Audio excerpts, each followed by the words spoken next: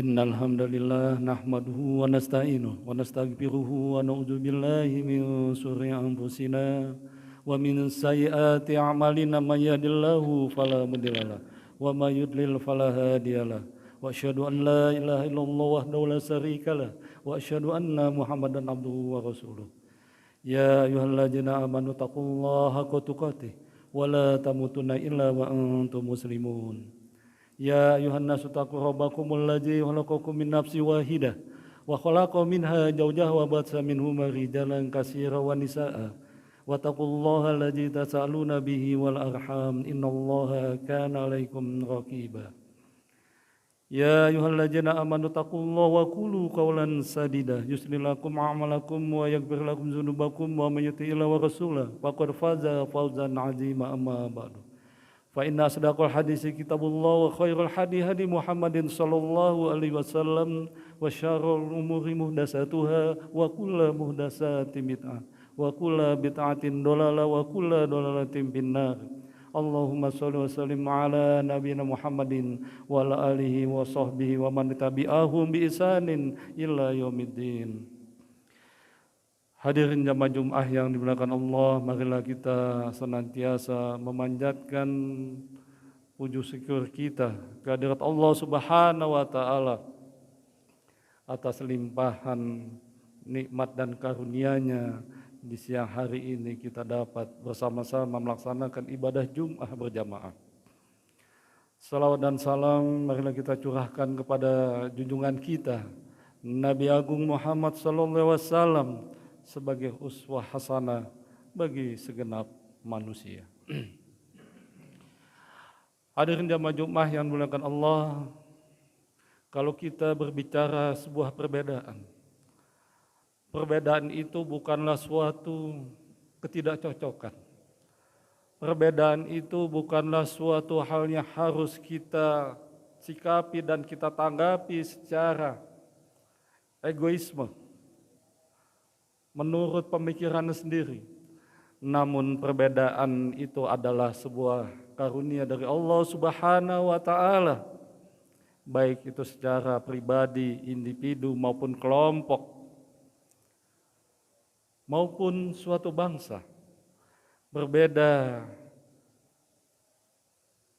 yang satu dengan yang lainnya itu adalah memang ketentuan dari Allah Subhanahu wa taala.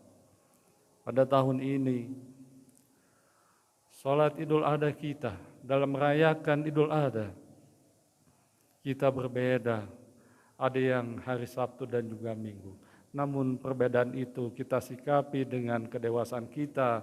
Yang penting di dalam hal ini adalah bagaimana kita merayakan hari besar itu. Hari besar Idul Adha, di mana ibadah yang dicintai oleh Allah.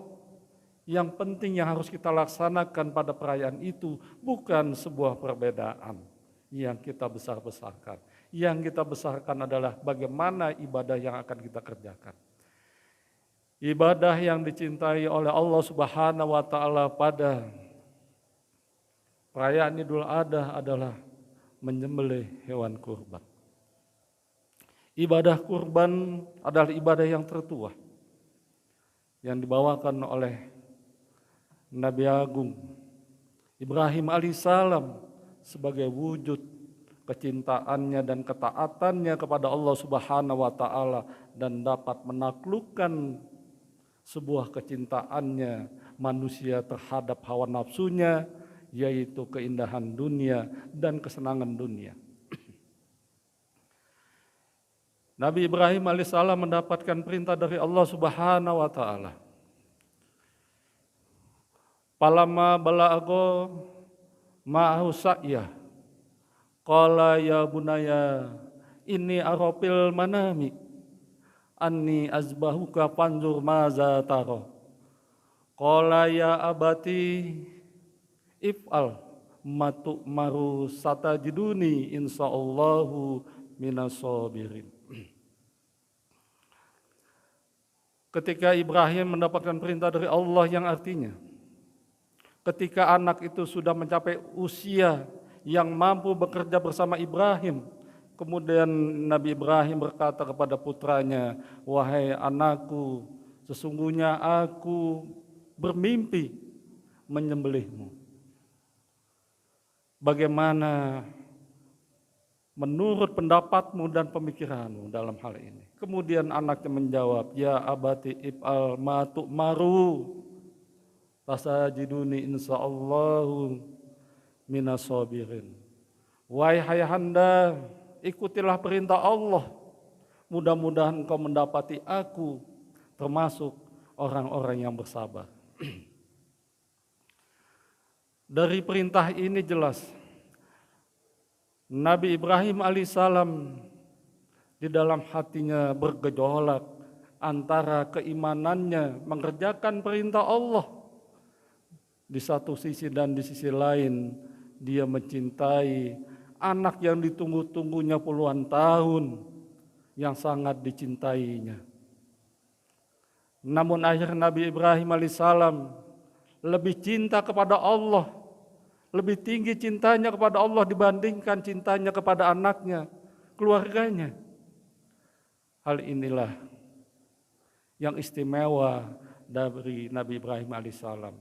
Pada saat Nabi Ibrahim melaksanakan perintah dari Allah untuk menyembelih putranya atas kemahabesaran Allah dan kasih sayang Allah, maka Ismail diganti dengan hewan kurban yang besar. Hadirin jamaah Jum'ah yang dimuliakan Allah. Ibadah kurban adalah ibadah yang mulia kalau kita mampu menangkap makna yang terdapat di dalamnya.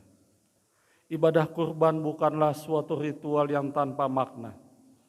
Ibadah kurban bukanlah tradisi yang tanpa arti, tapi ibadah kurban mampu menggerakkan pelaku kurban itu menangkap nilai-nilai mulia yang terdapat di dalam ibadah tersebut.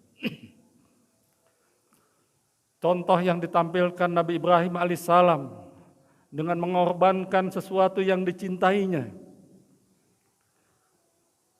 Sesungguhnya manusia pun atau kebanyakan orang mampu atau bisa berperan sebagai Ibrahim karena dia mempunyai sesuatu yang dicintainya.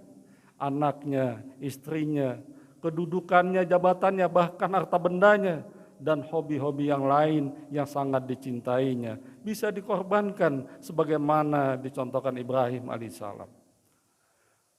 Hadirin jamaah Jumat yang dimuliakan Allah, sesuatu yang sangat dicintai adalah hal yang paling berat. Oleh karena sesuatu yang dicintai itu seringkali melalaikan diri kita. Seringkali kita terbuai dengan keindahan dunia dan gemerlapnya. Dengan demikian seringkali sesuatu yang kita cintai itu kita terbawa pada suatu langkah dan aktivitas kita sehingga kita lebih banyak melanggar dari perintah-perintah agama, melanggar norma-norma dan aturan yang lainnya, dan kita sulit kembali kepada Allah Subhanahu wa taala. Dengan cara kita meneladani Ibrahim alaihissalam, kita dapat menundukkan kecintaan kita terhadap dunia, bahkan kita mampu untuk memanage apa-apa yang kita cintai di dunia ini, termasuk keluarga kita, harta kita, kedudukan kita, jika kita mau beritiba mengikuti langkah-langkah Ibrahim alaihissalam. Boleh saja kita memiliki apa saja di dunia ini, tapi hasilnya yang kita peroleh haruslah dengan jalan yang baik atau jalan yang halal. Boleh saja kita memiliki duit yang banyak, tapi bukan dari hasil menipu orang, apalagi korup. Boleh saja kita memiliki dunia ini, namun kita mengerti bahwa kita memiliki keterbatasan. Dan ibadah yang ditampilkan Ibrahim dalam konteks peradaban manusia, Ibrahim mencintai dan mengorbankan sesuatu yang dicintainya itu dengan penuh keimanan dan keikhlasan. Kalau menurut kacamata manusia, apa yang dilakukan Ibrahim alaihissalam adalah sulit bisa diikuti dan diterima. Bagaimana mungkin kita mencintai sesuatu kemudian kita korbankan, dalam hal ini seorang putra yang dicintainya. Namun bagi keluarga Ibrahim alaihissalam hal itu adalah demi kebahagiaan dan kemuliaan dirinya. Sebagaimana Allah Subhanahu wa taala mengatakan di dalam Al-Qur'an, lan tanalul birra hatta tunfiqu mimma tuhibun wa ma tunfiqu bi syai'in fa innallaha bihi alim. Kamu tidak akan mencapai kebaikan yang sempurna sebelum kamu menginfakkan dari sebagian harta yang kamu cintai. Sesungguhnya apa yang kamu infakkan itu, sesungguhnya Allah Maha mengetahuinya. Hadirin yang dimuliakan Allah, bahwa apa yang dilakukan Ibrahim alaihissalam, kesuksesannya di dalam menjalankan perintah Allah tidak lepas dari kesalehan dari putranya dan kesolehan dari keluarganya, sehingga mampu Ibrahim menjalankan perintah dari Allah Subhanahu wa ta'ala. Bahwa kesuksesan Nabi Ibrahim dalam menjalankan perintah Allah oleh karena pemahaman Nabi Ibrahim terhadap nilai-nilai kehidupan adalah sangat mapan. Bahwa menurut Ibrahim, sesuatu yang kita miliki ini, anak, istri, kedudukan atau jabatan serta harta yang begitu banyak, itu adalah berasal dari Allah dan akan kembali kepada Allah Subhanahu wa ta'ala. Oleh karena itu, seberapa beratnya perintah dari Allah, seberapa susahnya perintah dari Allah, Ibrahim tetap melaksanakannya dengan penuh keimanan dan ketakwaannya, sehingga Nabi Ibrahim diberikan oleh Allah, dijadikan oleh Allah sebagai pemimpin manusia.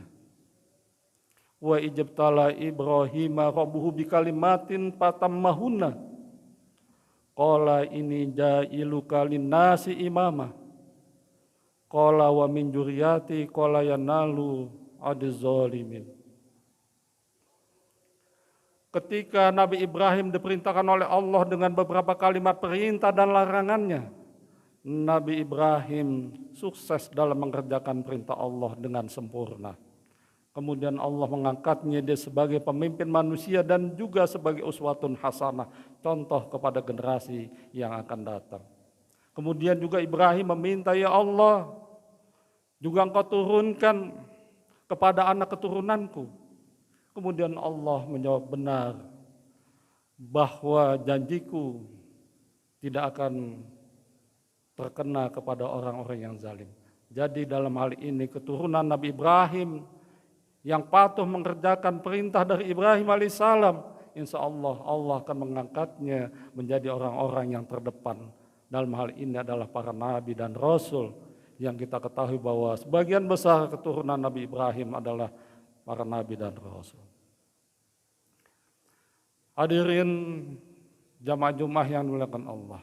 Kemudian makna esensi dari kurban itu sendiri atau maknanya, bahwa makna kurban itu akan membangun kesadaran baru kita.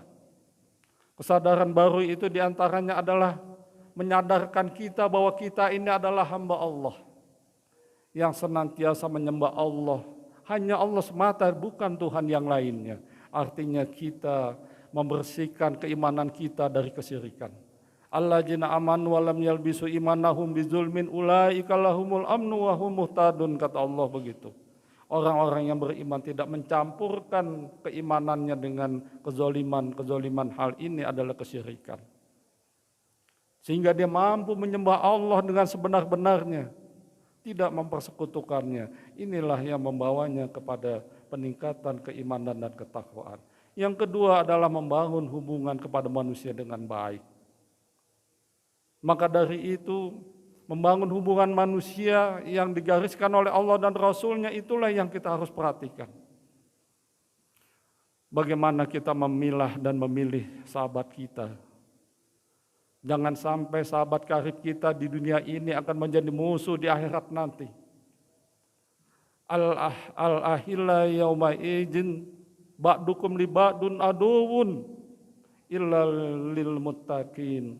Sebagian besar sahabat karibmu akan menjadi musuh kepada sebagian yang lainnya di yaumil akhir nanti, kecuali adalah orang-orang yang bertakwa.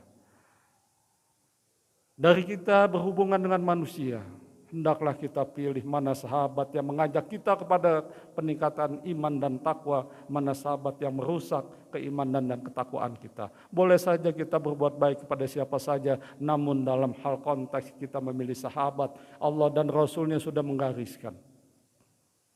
Hadirin jamaah Jumat yang dimuliakan Allah.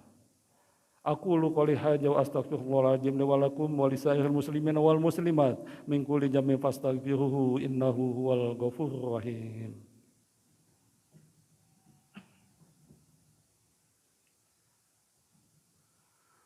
Alhamdulillahi rabbil alamin wal akibatu lil muttaqin wala udwana illa 'alal zalimin. Asyhadu an la ilaha illallah al malikul haqqul mubin wa asyhadu anna muhammadan abduhu wa rasuluhu al mab'utsur rahmatan lil alamin. Wa salatullahi wassalamu ala nabiyyina Muhammadin wa ala alihi wa sahbihi wa man tabi'ahum bi ihsanin illa yaumidin. Fa ya ayyuhal ikhwanu fi din usikum wa iyaya bi taqwallahi haqqa taqwahu wa la tamutunna illa wa antum muslimun. Hadirin jamaah Jumat yang dimuliakan Allah. Di khutbah yang kedua ini jelaslah bahwa nilai-nilai kurban adalah pembentuk suatu jiwa yang kokoh, di mana kurban menghendaki pelakunya adalah adanya perubahan perilaku yang kuat. Di antaranya sikap kita sadari bahwa kita adalah seorang hamba Allah dan membangun persahabatan dengan baik kepada sesama manusia. Dan juga kita harus mengintrospeksi diri kita dan juga sekaligus kita meningkatkan 5 kualitas. Yang pertama adalah kualitas iman, agar iman kita semakin tinggi, dan meningkatkan kualitas takwa supaya takwa kita semakin kokoh, dan juga kita meningkatkan kualitas intelektual kita. Jika kita mempunyai kesempatan belajar setinggi-tingginya, lakukanlah. Jika kita punya peluang untuk menjadi sesuatu yang lebih baik, lakukanlah dengan segera mungkin, jangan kita tunda. Kemudian kita meningkatkan karsa kita dan karya nyata kita, sehingga kita betul-betul menjadi sesosok muslim yang al-qawiyyu khairu wa ahabu ilallah minal mu'minid dhaif.